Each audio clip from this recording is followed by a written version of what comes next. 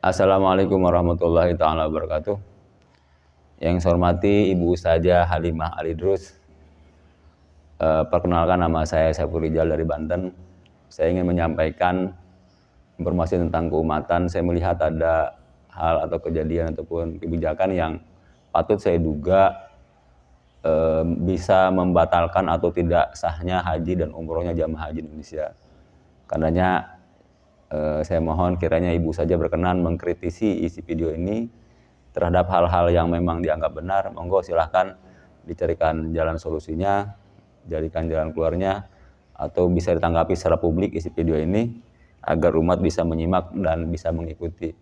Saya pikir itu yang bisa saya sampaikan. Mohon maaf Ibu saja. Para kiai, para masyayikh, para asatid, Ibu Nyai, Ibu saja yang saya hormati.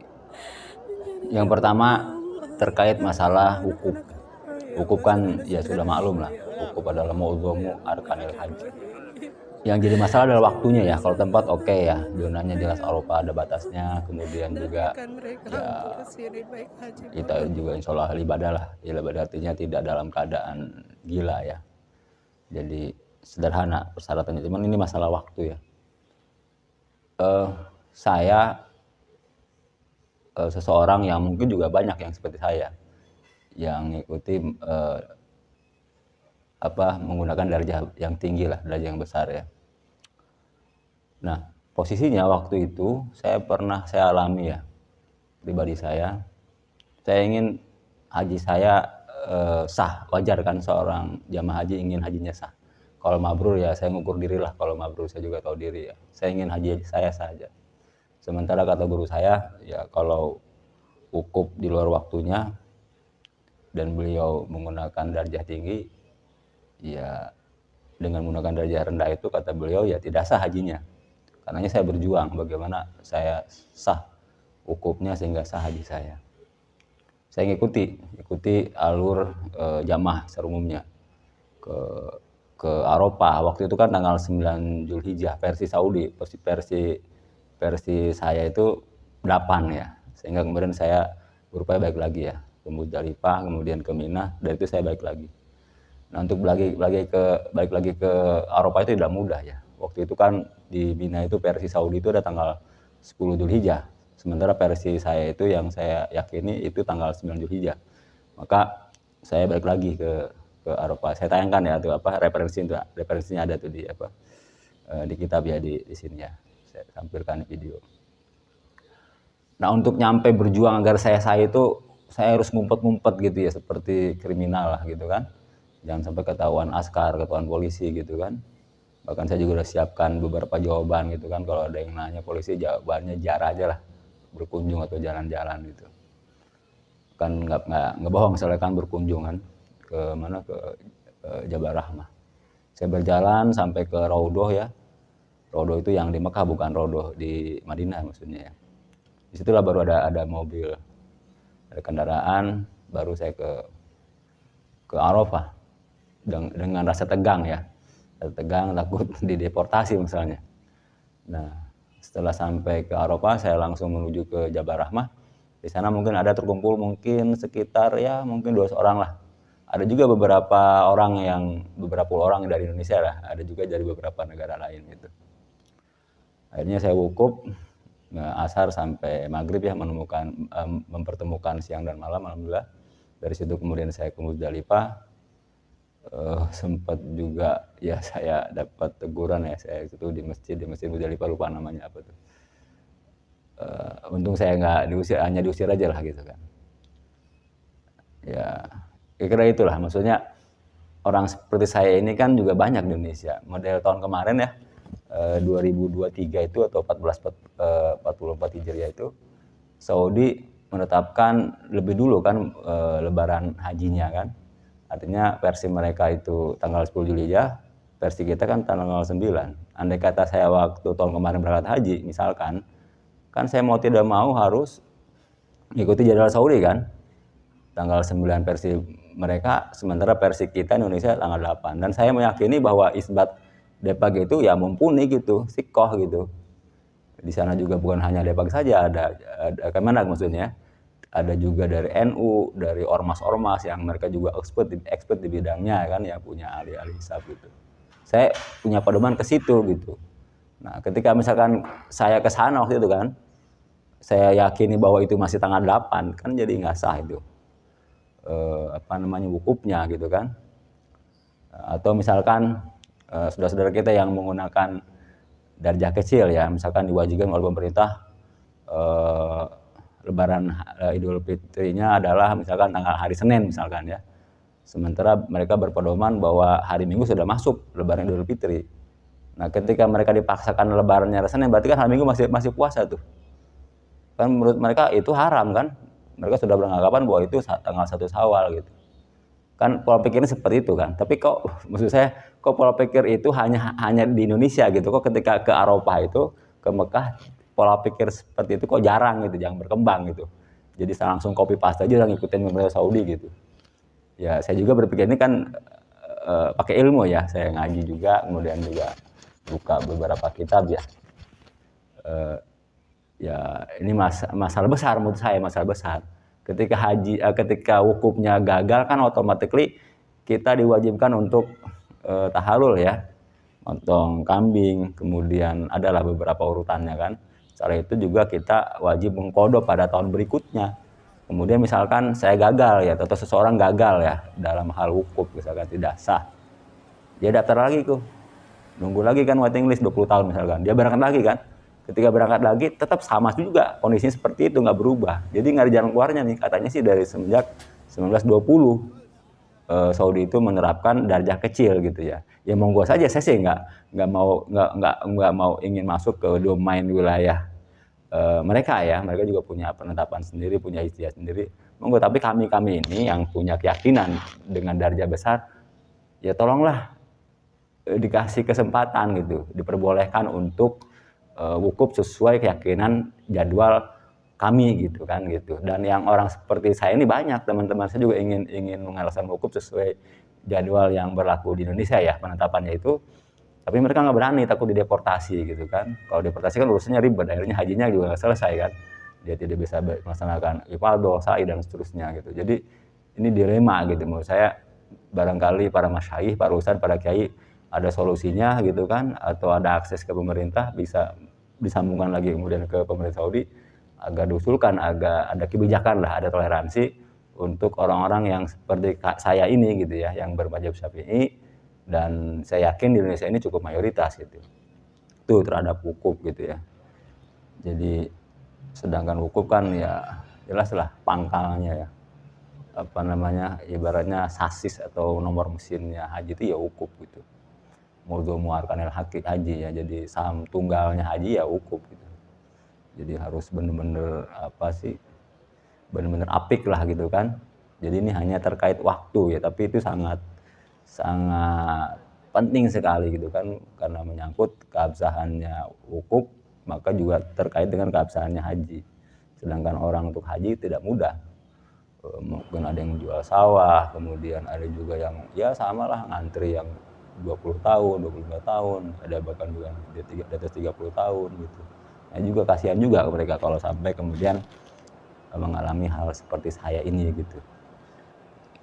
Para kiai, para masyayikh, para asatid, ibu nyai, ibu saja yang saya hormati. Kemudian yang kedua masalah ini, kebijakan pemerintah Saudi sudah mungkin ada sekitar 20 tahun lah kurang lebih ya. Sendal harus dibawa gitu kan, atau tidak ada tempat sendal di Masjidil Haram. Nah, ini kan juga jadi rumit gitu kan. Sendal itu kan juga tidak serta-merta itu pasti dokumen suci kan. Bisa jadi kita di depan itu menginjak kotoran burung ya, yang cukup banyak burung di depan itu kan sebelum masuk area Masjidil Haram. Saya di sini konteksnya menggunakan qaul mu'tamad atau qaul roji ya. Itu kan ketika ada salah satu yang basah, sendalnya basah atau kotoran burungnya yang basah kan, berarti kan bernajis sendal itu kan. Ketika bernajis dimasukkan ke tas gitu kan, atau misalkan bisa jadi di kamar mandi dia misalkan jorok kena ya misalkan percikan limbah manusia misalkan ya, baik air kencing ataupun apa misalkan, kan lebih parah lagi tuh. Nah, saya ngalami sendiri ketika setiap kali saya mau masuk Masjidil Haram, saya coba bersihkan sendal itu gitu. Kan saya berpikirnya moderat, 50-50 lah. Ini sendal ini yang saya pakai kemungkinannya dua, bernajis atau tidak gitu kan. Maka ikhtiaton saya bersihkan tuh di atas tempat sampah, kan misalnya ada tempat sampah tuh kalau mau masuk masjid tuh bersihkan. Itu banyak orang ngeliatin saya aneh gitu. Dan yang saya tahu ya walalam ya mungkin saya terbatas ya. Yang melakukan itu hanya saya gitu, maksudnya saya belum pernah lihat yang lain. Saya juga jadi unik, saya kok jadi aneh juga kok saya doang gitu kan ya. Padahal saya juga pakai ilmu juga, maksudnya itu tidak ngasal gitu kan. Dari rujukan yang saya pahami, karena untuk sholat sah kemudian tawaf sah kan harus suci dari najis kan, saya bersihkan itu kan dengan standar fikih. Saya masukkan tas ke dalam. Berikutnya, ini kan Masjidil Haram bukan masjid sembarangan gitu. Masa sih jangan sampai ada orang ke dalam masjid bawa najis gitu kan, gimana gitu loh. Kita juga harus menjaga muruah ya wibawa Masjidil Haram gitu. Jadi saya mohon kalau berkenan ya para ustadz, para masyayikh, para alim ulama coba mengusulkan ke pemerintah gitu yang punya akses, agar pemerintah RI mengusulkan pada pemerintah Saudi untuk membuat sterilisasi najis gitu. Jadi biasalah seperti ada kolam gitu kan, setiap orang mau masuk ke sana mesti mau tidak mau melewati kolam itu dengan sendalnya kan. Nah setelah itu baru kan sendal itu basah, baru disiapkan blower gitu untuk mengeringkan sendal sehingga sendal masuk ke tas dalam keadaan kering. Kan juga itu solutif gitu kan. Atau juga dibuat kebijakan ya sendal boleh disimpan lagi di luar, dibuatkan rak seperti di Masjid Nabawi. Itu terhadap sendal ya, karena ini terkait juga dengan keabsahannya tawaf gitu kan. Kalau tawafnya tidak sah ya otomatis umroh haji juga tidak sah. Kemudian tentang sholat jamaah ya. Sholat jamaah kan kalau kita di Indonesia mayoritas mazhab Syafi'i ya. Saya hanya mengutip mazhab Syafi'i saja, saya tidak yang lain, tapi mayoritas Syafi'i ya. Kan dalam kitab Nihayatul Muhtaj saya lihat itu, barang siapa yang pengaruh mazhab Syafi'i bermakmum kepada imam yang walaupun itu imam agung, imam besar atau wakilnya, dia tidak baca bismillah lam tasihah, tidak sah gitu sholatnya. Nah, jadi persoalan adalah ini imam di sana itu baca bismillah enggak gitu, atau bismillah baca tapi sir gitu kan. Nah sir juga saya terkadang ketika dia baca sir terdengar tuh suaranya bismillahirrahmanirrahim, baru alhamdulillahirabbil alamin gitu kan. Nah berarti kan oke, nggak ada masalah. Ada lagi yang imam yang saya perhatikan nggak ada suara bismillahnya gitu. Apakah dia memang baca sir tapi sangat pelan sekali sehingga tidak terdengar, atau tidak baca gitu kan? Kan juga ragu juga kita kan. Akhirnya karena dalam rangka ada mayurib ila malayurib, akhirnya ya sesuai petunjuk guru saya, kalau sholat isya misalkan menurut petunjuk guru saya itu sholat isya dulu tuh munfaridan tuh setelah azan. Nah kemudian setelah qomat baru kita sholat lagi, sholat sholat isya berjamaah ya, iadatan gitu kan. Nah kira-kira seperti itu. Jadi muter juga, ini kan hal begini kan jarang tersosialisasi gitu kan.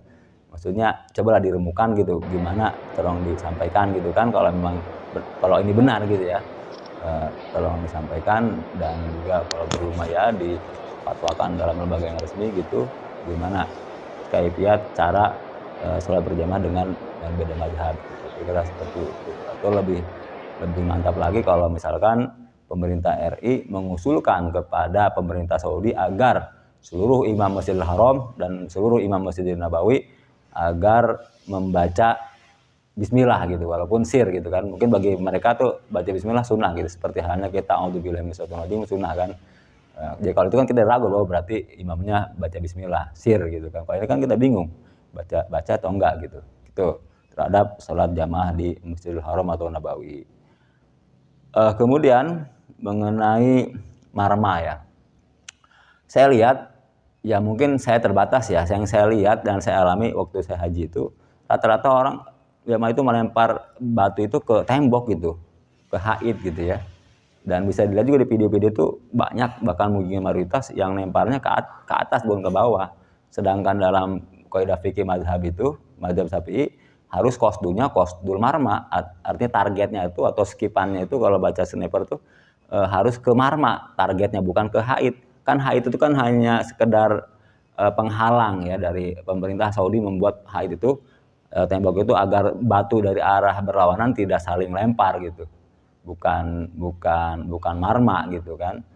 Ini kan jadi persoalan, jangan-jangan juga jamaah tidak tahu mana yang apa itu marma gitu kan, apalagi bendanya. Nanti saya coba tolong koreksi, saya coba dikasih gambar videonya marma yang saya, kalau bisa diusulkan ke pemerintah Saudi ya, jelas melalui pemerintah Indonesia, agar dibuat bacaan gitu, marma target gitu kan, atau marma here gitu kan, kasih panah gitu kan, jadi orang tahu gitu, oh marma itu di situ di bawah gitu. Karena memang kecil dia, katanya tampakannya kecil deh, tampilannya kecil karena jauh ya, kecil, nyaris nggak kelihatan gitu. Oke, itu marma ya. Kemudian ini di Mina ya, saya alami Mina itu crowded ya, karena overload ya, terlalu banyak jamaah sehingga mohon maaf lah, jadi sampai apa sih ya, kamar mandi kadang-kadang laki-laki ke kamar perempuan karena saking berjubelnya itu, jadi apa ya, nggak pas lah menurut saya gitu secara syar'i ya. Jadi campur perempuan wanita di kamar mandi itu karena memang antrinya banyak.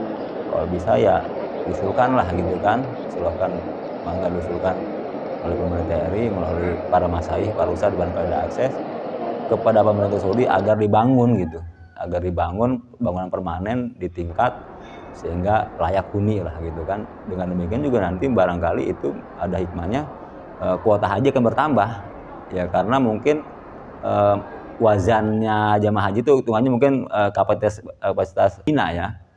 Kalau misalkan Mina hanya sanggup menampung 3,5 juta, dengan di tingkat bisa jadi 5 juta kan, bisa kuota haji bisa bertambah hikmahnya gitu. Kemudian mikot di Jeddah ya. Mikot di Jeddah kan udah lama banget nih. Dari tahun 70 kan, tahun 70 kemarin kan masih menggunakan kapal laut.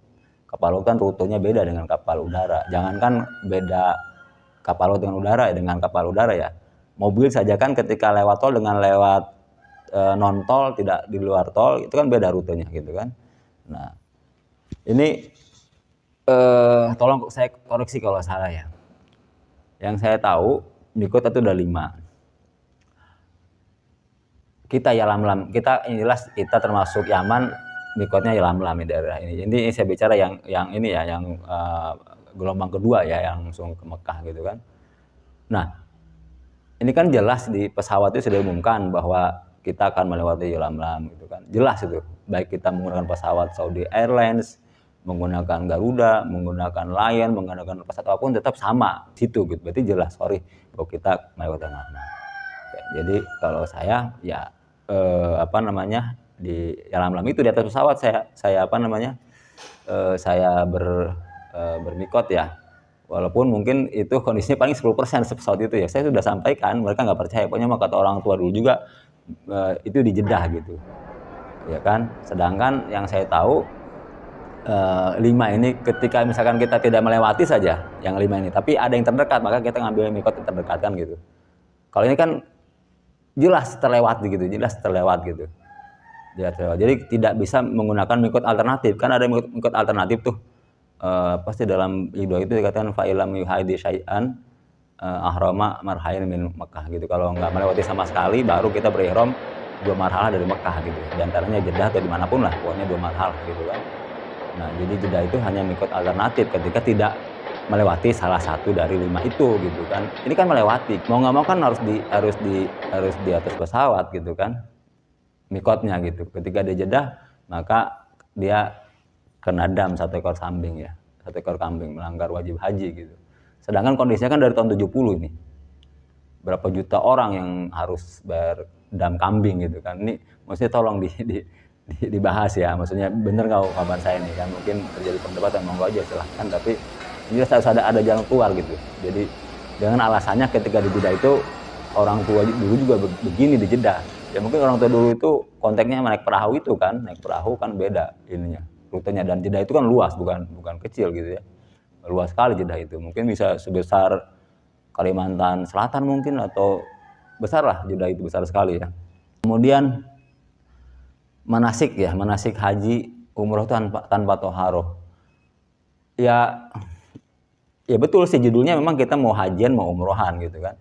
Tetapi itu tadi ada kaidah malayatimul wajib illa bihi fawajib. Tidak sempurna satu pekerjaan kecuali oleh pekerjaan itu, maka pekerjaan itu menjadi wajib. Kita diwajibkan untuk sholat. Sholat tidak sah tanpa wudu, maka mau tidak mau kita harus wudu. kita sebagai orang hidup akan punya kewajiban untuk menguburkan mayat yang sudah mayat ya. Bahasanya menguburkan, tapi tidak mungkin kita langsung menguburkan kalau tidak ngegotong dulu, maka menggotong jadi wajib kan. Al-amru bisyai' amrun biwasailihi gitu kan. Perintah sesuatu maka ada perintah juga untuk sebagai perantara yang menghantarkan kepada perkara itu. Nah, jadi kalau bisa yang punya akses usulkanlah kepada pemerintah agar manasik haji umroh juga disertakan manasik toharohnya gitu. Kita jangan terlalu husnuzon bahwa semuanya ini bisa semua, toharohnya belum tentu juga. Karena yang saya tahu yang masih mau ngaji ya di pengajian di kampung-kampung itu, baik bapak-bapak ibu-ibu di majelis taklim itu hanya sedikit gitu, nggak banyak gitu.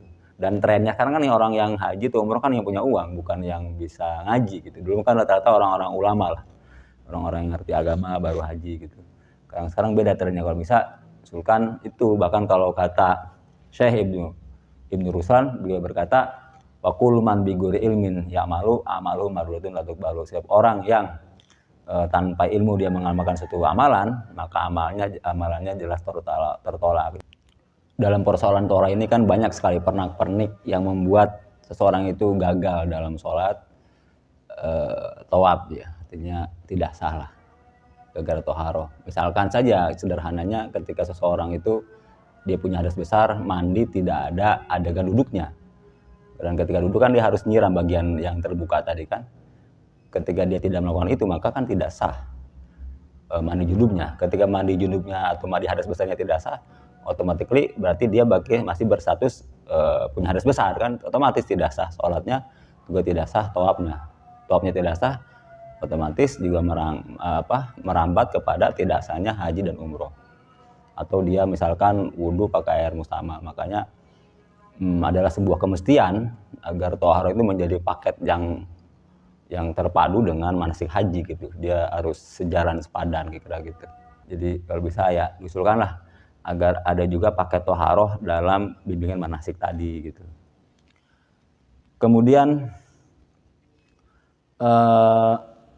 jadwal lempar jumroh ya.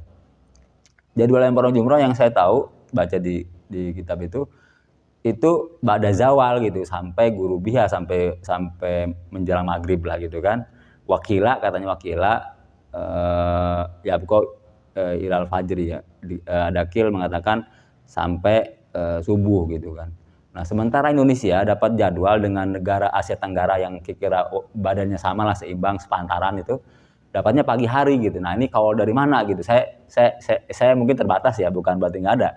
Saya terbatas gitu. Jadi yang pada maghrib saja bahasanya rendah sekali, kila ya, bahasanya kila di situ. Tapi walaupun kila, tapi ada pendapatnya gitu. Saya baca gitu ada. Kenapa nggak diusulkan saja agar jamaah haji Indonesia dapat jadwal untuk Romul Jamarotnya, lempar jumrohnya itu pada maghrib atau pada isya, suasananya juga udah sepi kan, mereka sudah selesai semua dan dingin adem gitu kan, lebih enak lah, lebih fresh gitu. Lebih fresh. Kemudian nanti pas hari ketiga ya, atau di hari tasyrik yang ketiga itu kalau kena parsani kan bisa kita menggunakan waktu pada zuhur. Karena apa? Karena rata-rata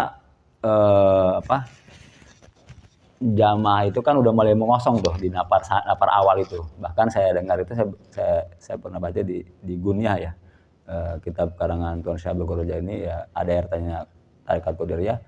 Beliau kan mazhab Imam Ahmad. Kalau nggak salah mazhab Imam Ahmad tuh tasiknya cuma 2 hari gitu. Kalau kita kan 3 hari gitu. Jadi relatif ini kosong gitu. Jadi pas hari ketiga bukan malam tapi pada zuhur gitu. Tapi ya kira-kira gitu solusinya ya. Jadi setelah zuhur atau mau asar baru kita menuju ke Mekah atau ke hotel. Kemudian untuk 2 talbiyah ya. 2 talbiyah ini kan memang sunnah ya, tapi maksudnya walaupun sunnah kan lebih bagus kalau dibaca dengan sesuai qiraat gitu. Yang saya dengar ya mungkin juga ini juga yang lain mendengar juga ya.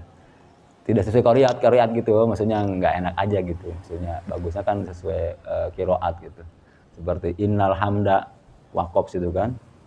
Wa ni'mata lakal mulk, kan semestinya kalau sekoriah kan kalau mau berhenti innal ham wa ni'mah gitu kan, lakawal mulk gitu kan, atau labbaik Allahumma labbaik, kan aturan kalau sambung labbaik Allahumma labbaik gitu. Maksudnya kok idahnya itu maksudnya biar biar pas lah gitu, enak ya. Kalau saya sih baca begini nih, mohon dikoreksi nih para ustadz, para kiai, para mas saya. Labbaik Allahumma labbaik, labbaik la syarika laka labbaik, innal hamda wan ni'mata laka wal mulk la syarika lak. Kira-kira gitu, ulalam ya, maksudnya tolong dikoreksi. Kemudian tentang ini apa, matop ya, matop yang di atas ya, tempat tawaf yang di atas itu kan lingkarannya jauh ya. Dia enaknya memang sepi ya, nggak terlalu padat. Cuma kendalanya kan tawaf itu kan bahu kiri kan harus tetap terarah ke arah Ka'bah nih. Sementara Ka'bah itu kan kalau di atas jadi mengecil karena dia jauh ya, mengecil gitu. Kan nggak mungkin kita leher kita gini terus, kadang-kadang kita ada ke bawahnya kan. Biasanya kalau cenderung kalau orang jalan itu kan ke bawah biasanya, kecenderungannya ya, naturalnya kan seperti itu. Kalau bisa diusulkan ke pemerintah Saudi agar ada tanah panah gitu. Jadi tanah panah walaupun kita tidak melihat ke Ka'bah, agar menjaga posisi ini tetap ada tanah panah gitu. Oh, tanah panah Ka'bah ke arah sana panah. Jadi setiap 2 meter tanah panah, setiap 2 meter tanah panah gitu. Jadi walaupun kita nggak melihat Ka'bah, jadi posisi aman lah kira-kira gitu, posisi aman. Karena ketika misalkan dia bergeser sedikit aja, misalkan di tawafan yang kelima misalkan, kan maka tawaf yang kelima itu kan menjadi tidak sah gitu kalau dia bergeser tidak mengarah ke Ka'bah.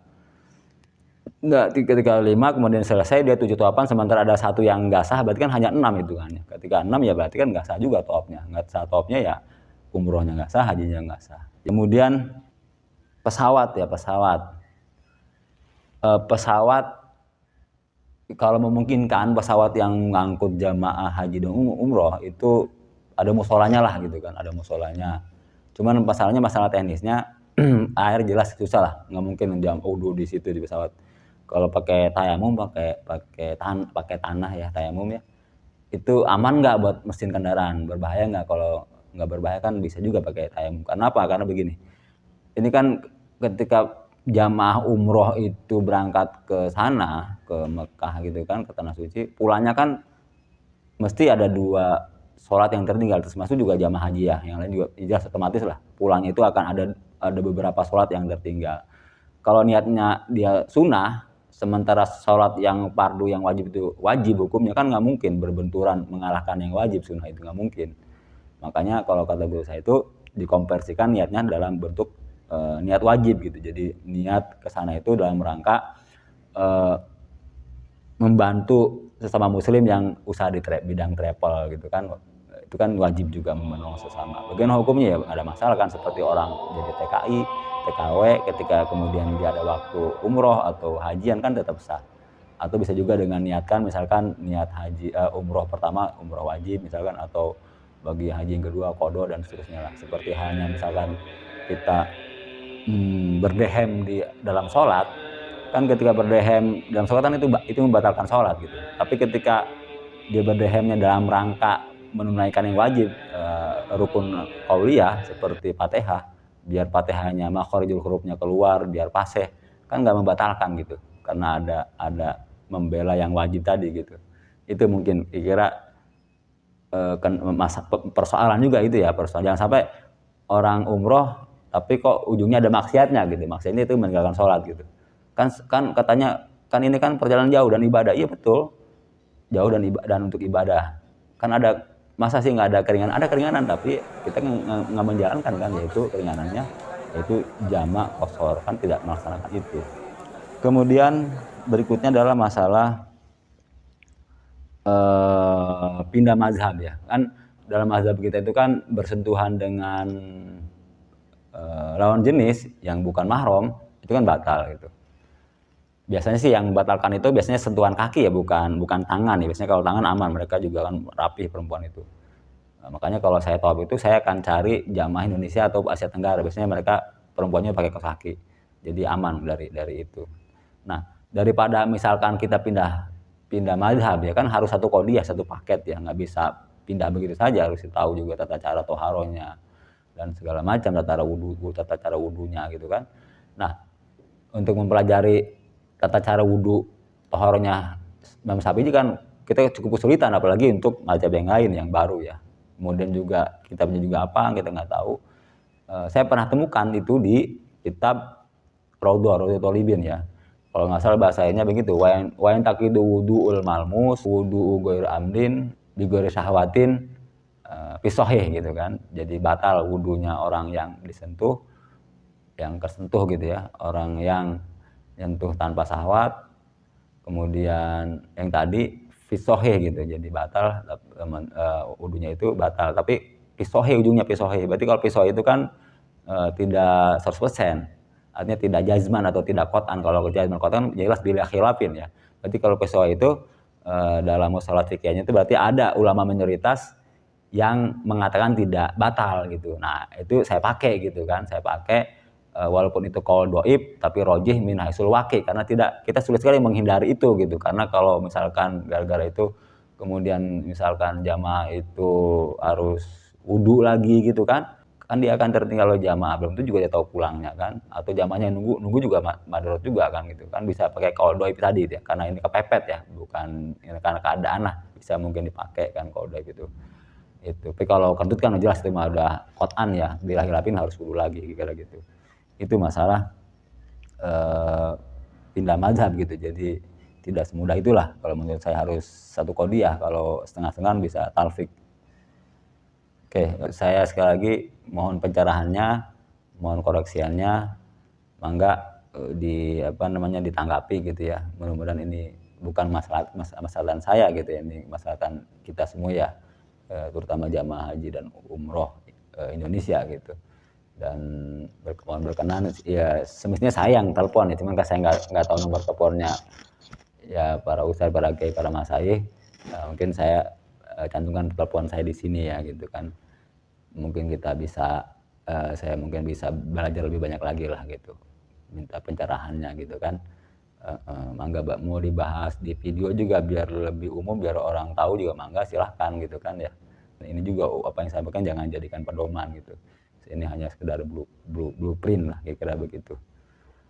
Kira-kira itu, sekali lagi saya mohon masukannya, bimbingannya, sekaligus juga memang saya sampaikan melalui video ini agar seluruh masyarakat jamaah haji umroh ini bisa mengetahui bahwa ternyata ini loh ada persoalan gitu. Barangkali jamaah sekalian bisa tanyalah kepada guru-gurunya agar lebih paham, lebih detail lagi pemahamannya gitu. Kira-kira itu, mohon maaf atas segala kehilapan, kekurangan atau kata-kata yang tidak berkenan. Allahumma fiqillah wa Assalamualaikum warahmatullahi taala wabarakatuh.